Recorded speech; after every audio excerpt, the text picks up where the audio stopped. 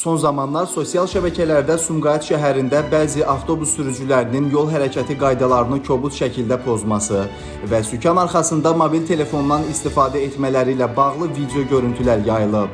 Bununla əlaqədar Sumqayıt şəhər polis idarəsinin Dövlət Yol Polisi şöbəsinin əməkdaşları tərəfindən şəhər ərazisində sərnişin daşıma ilə məşğul olan sürücülərlə profilaktik tədbir keçirilib. Həmin gün reysə çıxmayan sürücülər isə polis şöbəsinə dəvət olunaraq yol hərəkəti qaydalarını pozduqları hallar əyani şəkildə monitorlar vasitəsilə onlara nümayiş etdirilib. Tədbirdə polis əməkdaşları ilə yanaşı şəhər icra hakimiyyətinin nümayəndələri də iştirak ediblər. Görüş zamanı sürücülərin diqqətinə çatdırılıb ki, sərnişinlərin təhlükəsizliyinin təmin olunması məqsədi ilə yol hərəkəti qaydalarına ciddi əməl edilməlidir. Bildirilib ki, avtobusu idarə edərkən mobil telefondan istifadə etmək, sükan arxasında siqaret çəkmək yol verilməzdir.